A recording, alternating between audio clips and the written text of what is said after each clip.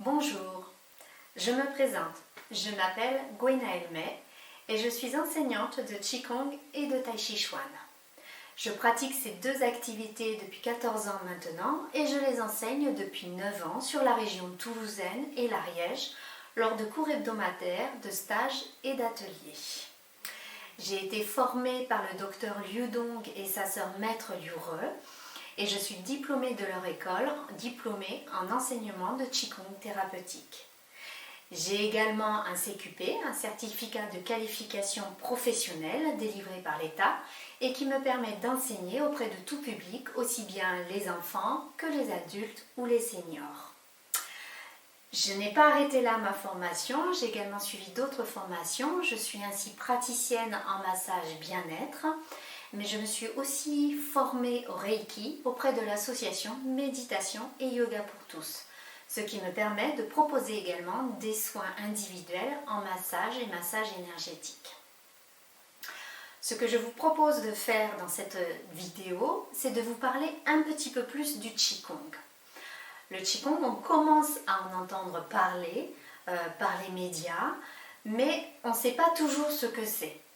Et d'ailleurs, juste une petite parenthèse, souvent les gens, quand je les rencontre pour la première fois et que je leur parle de Qigong, ils me disent « Mais est-ce que c'est ce qu'on voit là dans les parcs, les Chinois, ce qu'ils font ?» Oui. Alors oui et non. Je m'explique. Dans les parcs en Chine, les Chinois pratiquent le Tai Chi Chuan et le Qigong. Donc en fait, vous verrez les deux. Quelqu'un qui pratique ces deux activités est capable de faire la différence, mais c'est vrai que pour un néophyte, c'est compliqué.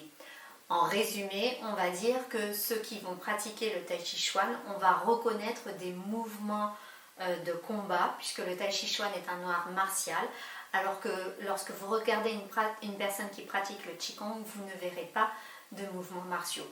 Voilà. Donc, le but de cette petite vidéo, c'est de vous parler un peu plus du Qigong, de vous expliquer ce que c'est et, entre guillemets, à quoi ça sert. Donc déjà, c'est une gymnastique énergétique chinoise qui existe depuis plus de 3000 ans. Quand on regarde dans les textes, les premières mentions de Qigong, alors, c'est pas le mot Qigong qu'on verra, mais on voit dans les textes d'il y a de plus de 3000 ans on fait référence à des mouvements, à des exercices respiratoires, à des méditations, tout ça. Donc en fait, tout ça, c'est ce qu'on appelle du Qigong. Donc c'est un art énergétique qui existe depuis plus de 3000 ans et qui est fortement lié à la médecine traditionnelle chinoise. Donc on va retrouver à l'intérieur de la pratique du Qigong des notions de médecine chinoise. Le Qigong est lié aux notions de yin-yang, aux notions des 5 éléments, aux notions de méridiens et bien évidemment à la notion d'énergie. Parce que veulent dire les deux mots Qi-Gong, que l'on écrit d'ailleurs Qi-Gong en français mais que l'on prononce Qi-Gong. Eh bien les deux mots Qi-Gong signifient aptitude à faire circuler l'énergie à l'intérieur de nous. Quand on pratique le Qigong, on cherche donc à faire circuler l'énergie à l'intérieur de nous. Quel est l'intérêt de faire circuler l'énergie à l'intérieur de nous? Eh bien, quand l'énergie circule de façon harmonieuse dans tout votre corps, qu'il n'y a pas de blocage, que tout est équilibré, eh bien, vous avez la santé qui va avec. Quand je parle de santé, je parle aussi bien de santé physique que de santé mentale ou émotionnelle. Donc, ce qu'on cherche à faire en Qigong, c'est faire circuler l'énergie à l'intérieur de nous. Pourquoi? Eh bien, tout simplement, pour entretenir notre santé. Quand je parle de santé, je parle de santé globale, comme je vous l'ai dit, physique, mentale et émotionnelle. On cherche également, alors je regarde mes petites notes pour être sûre de ne rien oublier, on cherche également à prévenir les maladies. On part du principe que la maladie la plus facile à guérir est celle que l'on n'attrape pas. En pratiquant le Qigong, en faisant circuler l'énergie à l'intérieur de nous, on va essayer de prévenir les maladies, de faire en sorte qu'elles n'arrivent pas pour qu'on n'ait pas de problème, entre guillemets, à les guérir. Avec le Qigong aussi, on va essayer de ralentir le vieillissement. Pourquoi? Ou du moins, c'est pas c'est pas interdire le vieillissement, c'est pas le Qigong, c'est pas quelque chose qui va nous empêcher de mourir, hein. Faut pas, voilà, ça va pas nous empêcher d'être malade ou des choses comme ça. Mais le Qigong, en fait, en faisant circuler l'énergie à l'intérieur de vous, vous allez vieillir en meilleure santé. Si jamais vous êtes malade, vous allez avoir moins d'effets secondaires. Votre corps, votre système va être capable de réagir beaucoup plus rapidement, dans des meilleures conditions. D'accord? Donc, tout ça, évidemment, c'est quand on a une pratique régulière. Donc, les buts poursuivis par le Qigong sont entretenir sa santé, prévenir les maladies, ralentir le vieillissement ou du moins vieillir dans de meilleures conditions. Mais c'est aussi également d'augmenter ses capacités physiques, de les accroître. Je vais vous expliquer à la fin de cette vidéo comment on accroît ses capacités physiques tout simplement par les bienfaits du Qigong. Et puis le Qigong sert aussi à développer son potentiel dans tous les domaines. Alors, c'est bien beau tout cela, mais comment on obtient tout ça? Ça consiste en quoi, en fait, la pratique du Qigong? Eh bien, quand vous pratiquez le Qigong, on va dire que vous allez travailler selon 3 axes. Vous allez travailler sur votre corps, vous allez travailler sur votre mental et vous allez travailler sur votre respiration. Au niveau de votre corps, on va chercher, par tous les mouvements qu'on fait, par tout ce que l'on fait en Qigong, on va chercher à détendre, relâcher son corps, adopter une attitude juste. Une attitude qui permet à l'énergie de circuler à l'intérieur de nous. Ça se comprend aisément, plus vous allez être tendu et contracté, moins l'énergie va pouvoir circuler. Donc on va chercher à se détendre, à se relâcher, en travaillant, vous allez voir, sur nos muscles, sur la coordination de nos mouvements, sur nos articulations, toutes ces choses-là, afin de permettre à l'énergie de circuler plus facilement à l'intérieur de nous. Donc 1, on travaille sur le corps. 2, on travaille sur la respiration. La respiration en Qigong, on va chercher à avoir une respiration abdominale. On va chercher à inspirer en gonflant son ventre et à expirer en le dégonflant. Mais on va chercher également à avoir une respiration lente, fine, profonde. Il y a souvent un parallèle qui est fait et que j'évoque dans mes cours quand on veut parler de la respiration et pourquoi on cherche à avoir une respiration lente. Tout simplement, vous prenez un chien, une tortue. Un chien, vous regardez combien de fois, vous comptez combien de fois il respire par minute. Et vous regardez quelle est sa durée de vie. À peu près 15 ans. Vous regardez maintenant une tortue. Une tortue, tout le monde ne le sait pas, mais ça respire entre 1 à 2 fois par minute. Et une tortue, ça peut vivre 100 ans et plus. Alors que le chien, lui, va respirer très très vite, plusieurs fois par minute. Donc les Chinois ont fait le parallèle. Respiration lente égale vie plus longue. Donc on va chercher en Qigong à avoir une respiration lente pour nous aussi avoir une vie plus longue. Mais on cherche aussi à avoir une respiration lente, mais aussi une respiration fine et profonde. On cherche en fait par tout ça à augmenter la capacité de nos poumons, augmenter la capacité des échanges gazeux à l'intérieur de nous. Augmenter, améliorer l'air que nous respirons. Inspirer un air plus pur. En inspirer en plus grande quantité. L'inspirer lentement pour que cet air ait le temps d'entrer, de pénétrer bien à l'intérieur de nous. Mais aussi apprendre à bien souffler, bien rejeter le dioxyde de carbone. Bien apprendre à vider ses poumons, à rejeter toute l'énergie usée. Donc le deuxième axe en Qigong, c'est la respiration. Et je vous ai dit, on travaille sur un troisième axe, le mental. Pendant que l'on pratique le Qigong, on va chercher à avoir notre esprit attentionné sur ce que l'on est en train de faire, sur notre corps. Si vous faites les mouvements de Qigong et qu'en même temps vous êtes en train de penser, bon alors qu'est-ce que je vais faire à manger ce soir? Ah tiens, il faut que j'aille chercher les enfants à telle heure, est-ce que je vais avoir le temps de sortir de mon cours et d'être à l'heure? Ou bien, ah, j'ai eu cette conversation-là au travail, ça m'a pas plu, etc. Eh bien en fait, vous n'êtes plus dans du Qigong, vous êtes simplement dans une gymnastique. Donc la gymnastique en elle-même a déjà beaucoup d'effets positifs puisqu'elle permet de bouger votre corps et d'avoir déjà plein d'actions profitables pour lui. Mais si vous voulez aller plus loin, si vous voulez vraiment entrer dans le Qigong, vous allez chercher à ramener votre attention sur vous, sur l'instant présent, sur ce que vous êtes en train de faire là, maintenant. Et c'est pour ça qu'on appelle aussi le Qigong une méditation en mouvement. Car la méditation, c'est ça. C'est arrêter le petit moulin qui tourne dans notre tête en permanence et être attentif, présent au moment présent. D'accord? Donc, attentif au moment présent. Et alors nous, ce qu'on va utiliser, c'est notre corps comme support. On va essayer d'être attentif à notre corps, de prendre conscience de notre corps, d'être en train d'observer le mouvement que l'on fait et ce qu'il se passe à l'intérieur de nous quand on le fait.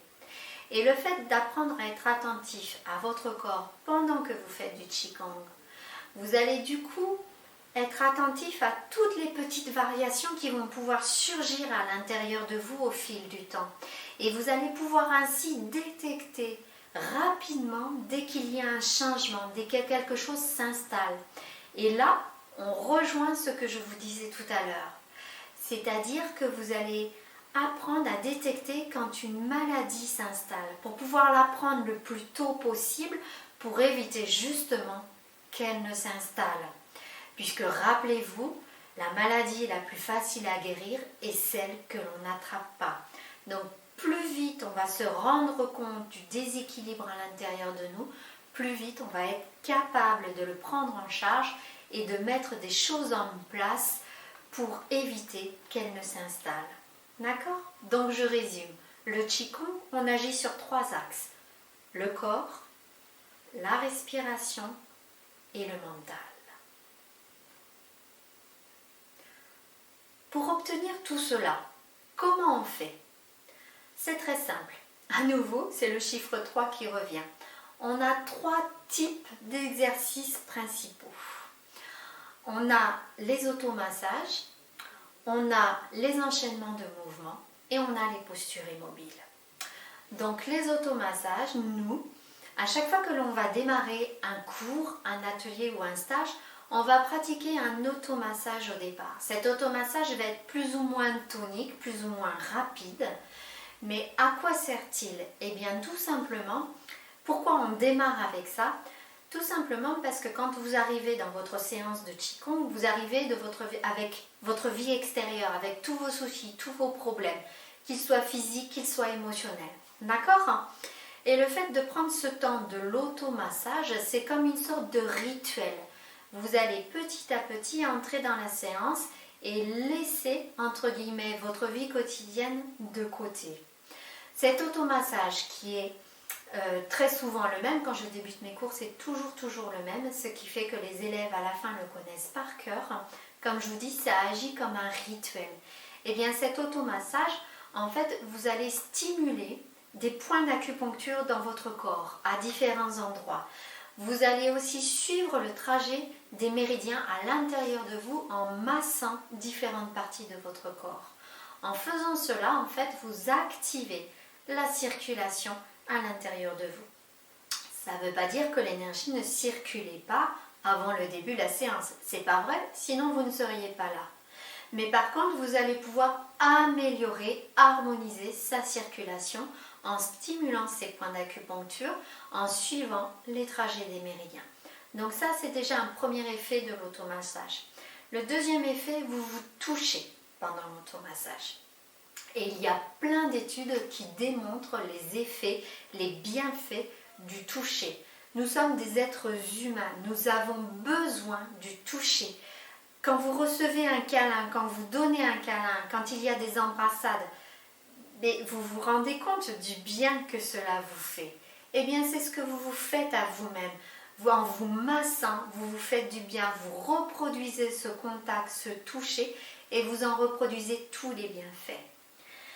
Un autre effet de l'automassage, c'est ce que je vous disais tout à l'heure. Vous allez apprendre à connaître votre corps. Je me rends compte, en fait, dans les séances, on a appris plein de choses quand on était jeune à l'école. Mais on a oublié des choses. Et en fait, il y a plein de choses sur notre corps avec lesquelles on passe toute notre vie avec lui. Et finalement, il y a plein de choses qu'on ne sait pas sur lui. On a parfois oublié où sont situés nos reins, on ne sait plus de quel côté est situé notre foie, on ne sait plus comment fonctionne notre système sympathique et parasympathique, plein de choses comme ça.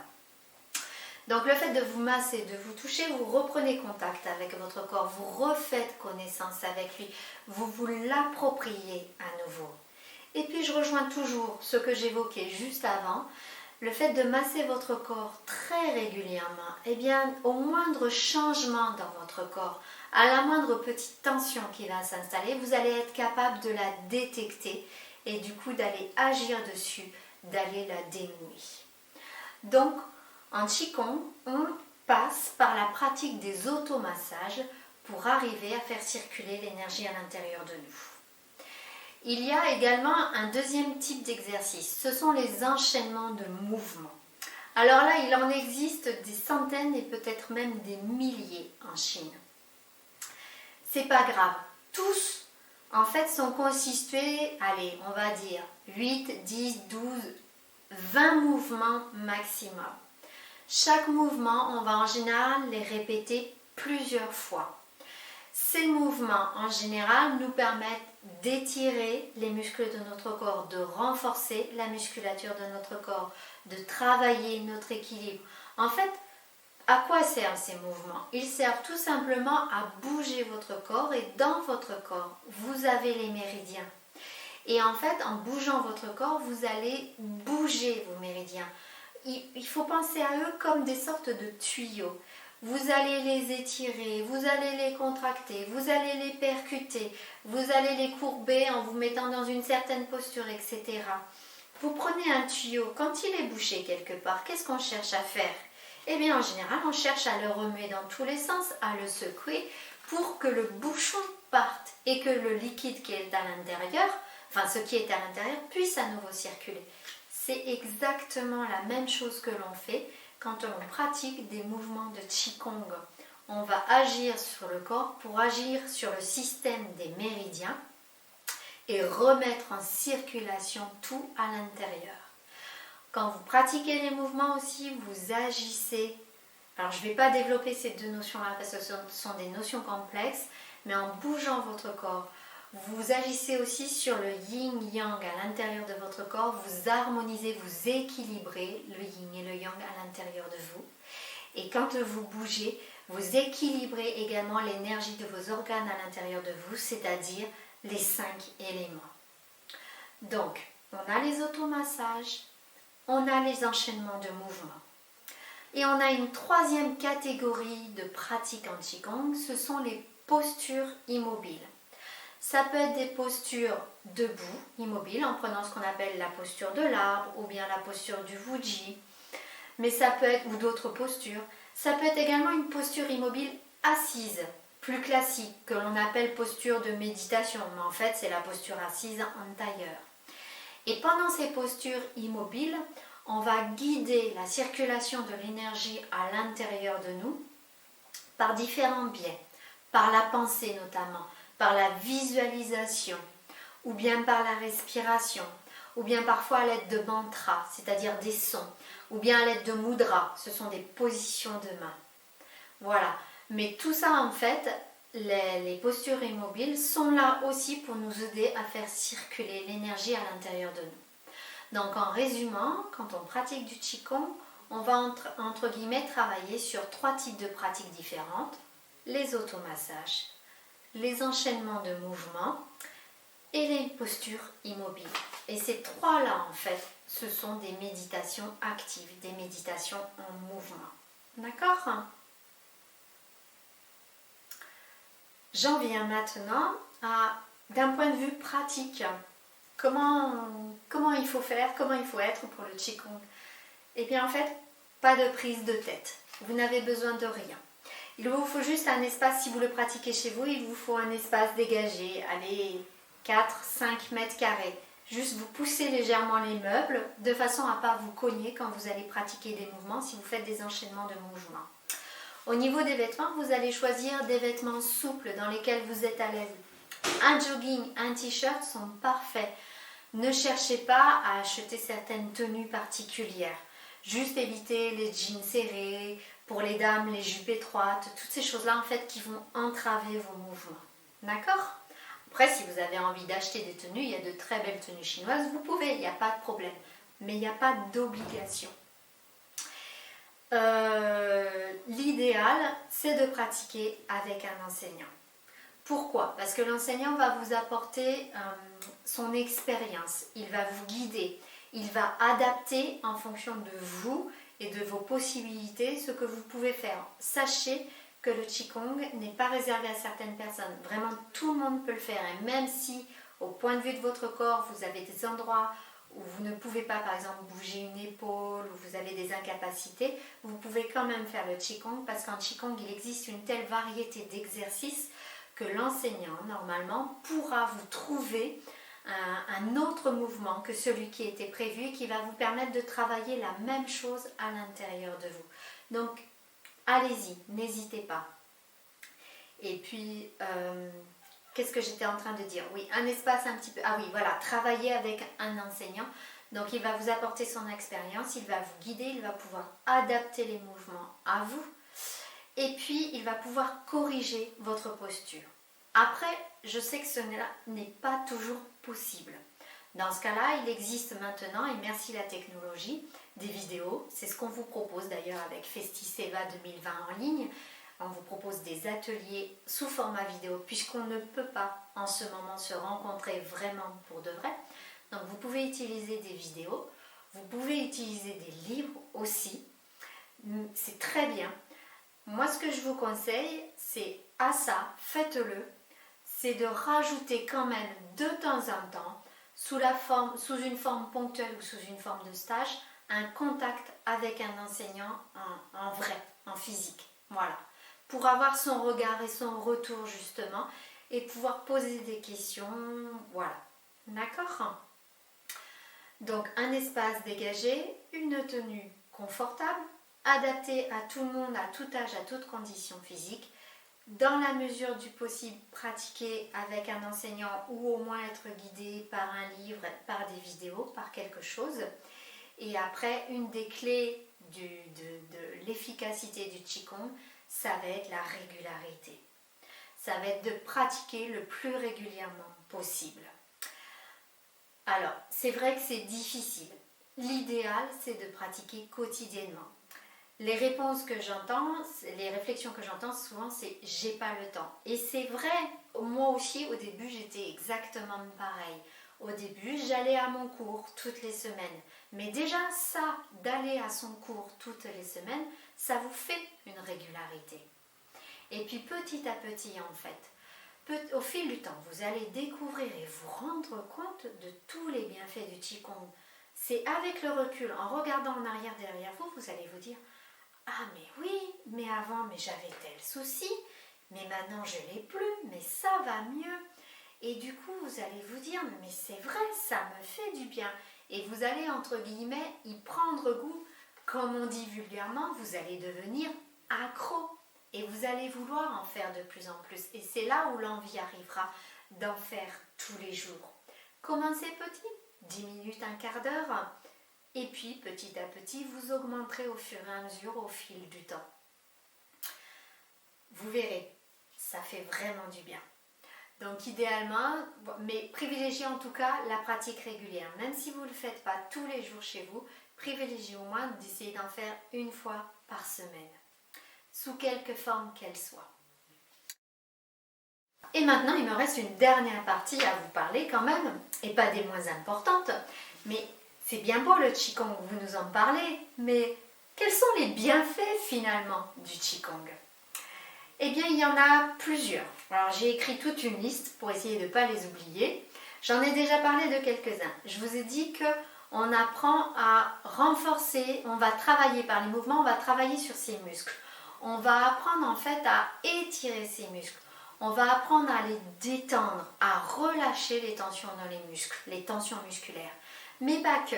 On va aussi renforcer ces muscles profonds, ces muscles-là qui soutiennent notre squelette. Et bien petit à petit, au fur et à mesure des séances, vous sentirez un renforcement de vos muscles profonds. Et parce que vos muscles profonds vont être renforcés, vous allez voir des douleurs disparaître. Parce que quand les muscles profonds ne sont pas, alors c'est pas qu'ils sont pas forts, mais ne sont pas toniques, on va dire, ce sont les muscles superficiels qui vont prendre le relais. Or, ce n'est pas leur but aux muscles superficiels de soutenir notre corps. Les muscles superficiels sont là pour nous aider à bouger, à activer notre corps. Mais s'ils doivent bouger, activer notre corps et en plus soutenir notre squelette, vous imaginez à quel point ils fatiguent. Et c'est là que les tensions s'installent. Donc avec le Qigong, vous allez apprendre à renforcer vos muscles profonds. Et ce faisant, vous allez libérer vos muscles superficiels. Ils vont avoir moins de travail à faire. Ils vont pouvoir se détendre et se relâcher. Et c'est ainsi que les douleurs vont pouvoir disparaître. Avec le Qigong, vous allez également travailler sur votre souplesse. La souplesse de vos muscles, mais également la souplesse de vos articulations. Vous allez retrouver des souplesses que vous n'aviez plus. Je cite un exemple très régulièrement d'une personne, une dame de 75 ans. Donc vous voyez, on peut pratiquer le Qigong à tout âge. Je lui demandais, voilà, je pose ça, et je demandais de faire ce geste-là et de joindre les deux coudes ensemble et d'écarter les mains le plus possible. Eh bien, au tout début, où on pratiquait ensemble, elle pouvait joindre ses coudes jusqu'ici. Au bout de 2 ou 3 ans, alors, ça ne veut pas dire que pendant 2 ou 3 ans, on a fait le même exercice, mais pendant 2 ou 3 ans, elle a fait du Qigong. Et un jour, on s'est remis à faire cet exercice-là. Et là, hop, elle pouvait joindre les coudes. Donc, celui qui lui faisait 77-78 ans, si vous avez bien calculé. Donc, le Qigong nous aide à retrouver des souplesses articulaires. Le Qigong nous aide à travailler au niveau de notre équilibre. On le renforce, on le tonifie petit à petit, au fur et à mesure.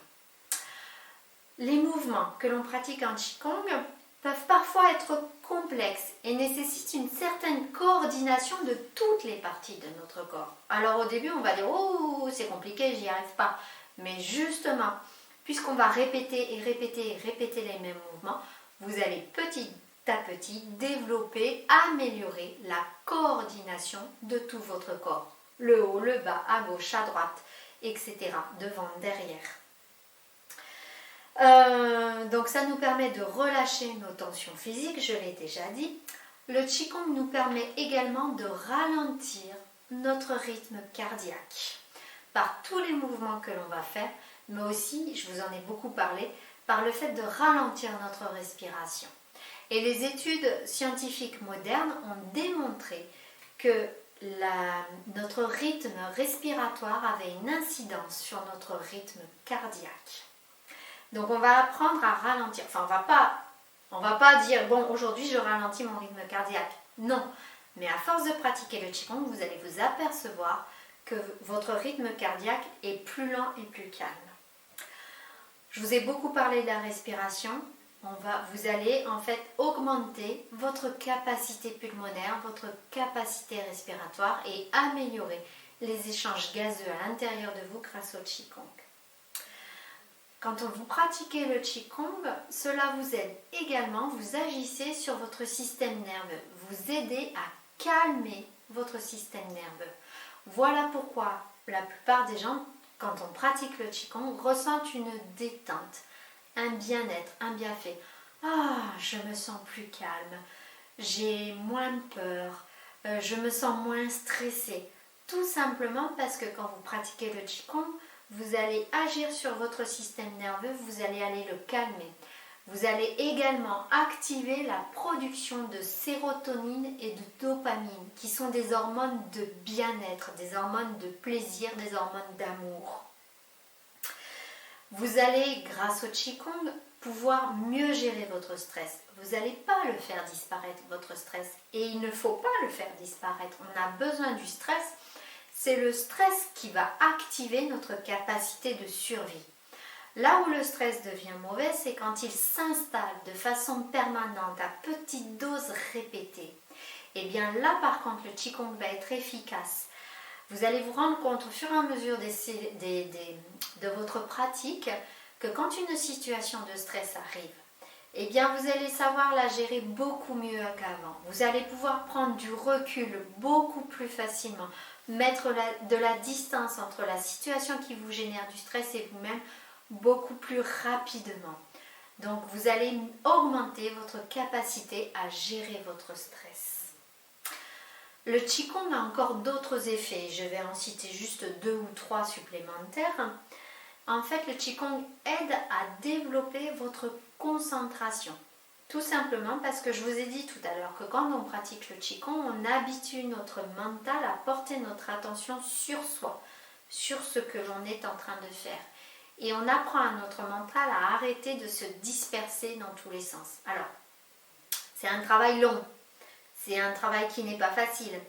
Et c'est pas parce qu'on y arrive une fois que c'est gagné, qu'on y arrivera tout le temps. Mais en tout cas, on apprend, on entraîne notre mental à être attentif à ce que l'on fait à ce moment-là. Et en faisant ça, eh bien en fait, vous allez vous rendre compte que vous développez vos capacités de concentration que vous pouvez reporter dans d'autres domaines de votre vie quotidienne ou professionnelle. Avec le Qigong, on augmente aussi nos capacités de mémoire. Parce que comme je vous le disais, on a des enchaînements de mouvements. Eh bien, il faut les retenir, cet enchaînement. D'accord ? Comme une sorte de chorégraphie, comme une partition de musique. Pour pouvoir refaire l'enchaînement, il faut l'avoir mémorisé. Donc, quand vous pratiquez le Qigong, vous travaillez au développement, à l'entretien de votre mémoire. Et puis, le Qigong aide également à développer une certaine confiance en soi. Par tout ce qu'on a travaillé tout ce dont je vous ai dit auparavant, par le fait de vous calmer, de vous aider à prendre de la distance, de relâcher vos tensions, de prendre une attitude élancée, bien ancrée, enracinée dans la terre, élancée vers le ciel, d'apprendre à ouvrir vos poumons, votre cage thoracique et donc à prendre une attitude de stabilité et d'ancrage, vous allez voir que vous allez développer votre confiance en vous, par petites touches, petit à petit. Tout ce que je vous ai dit, tous les bienfaits du Qigong que je viens de vous citer, c'est pas du jour au lendemain que vous allez les obtenir. Certains vont arriver plus vite que d'autres, et je ne peux pas vous dire lesquels, parce que ça va dépendre de vous. Certains, ça va être, ils vont d'abord voir des améliorations d'un point de vue physique, d'autres vont voir des améliorations d'un point de vue émotionnel, etc. Je ne peux pas vous dire. En fait, ce qu'il faut faire, c'est, quand vous pratiquez depuis un petit moment, prenez le temps de vous poser, prenez le temps de vous observer et de, entre guillemets, comparer comment vous êtes maintenant et comment vous étiez avant de démarrer votre pratique du Qigong. Notez tout ce qui s'est passé, toutes les améliorations, et c'est là où vous vous rendrez compte de tous les bienfaits que vous avez eus. Alors bien sûr, au bout d'une séance, vous allez déjà avoir des bienfaits en général. Au bout d'une séance, à la fin de la séance, normalement, vous ressortez plus calme, plus détendu, plus apaisé, le corps plus relaxé. C'est déjà un premier effet et c'est déjà, très important comme effet. Mais vous allez voir qu'avec le Qigong, vous allez pouvoir aller beaucoup plus profondément que ça. Vous allez pouvoir aller beaucoup plus loin. Et c'est ça tout l'effet magnifique du Qigong. Et c'est peut-être pour ça aussi que les Chinois pratiquent cet art de santé depuis plus de 3000 ans. À mon avis, voilà, quand une chose existe depuis aussi longtemps, c'est qu'elle a fait ses preuves et c'est qu'elle apporte suffisamment de bienfaits pour qu'on ne l'ait pas mise de côté. Voilà, je crois que j'ai déjà parlé pas mal de temps. J'ai pas tout dit, je peux pas tout dire. Le Qigong, comme je vous le dis, existe depuis 3000 ans, donc c'est quelque chose de complexe, basé sur beaucoup d'apports théoriques, liées à la médecine et à la philosophie chinoise. C'est pas, alors je ne sais pas combien de temps j'ai parlé là, 20 minutes, une demi-heure, c'est pas en aussi peu de temps qu'on peut tout résumer. Petit à petit, si vous vous mettez à la pratique du Qigong, petit à petit, vous les découvrirez au fur et à mesure, vous apprendrez, voilà, vous vous y intéresserez. Mais en tout cas, je vous remercie beaucoup de m'avoir écouté jusqu'au bout.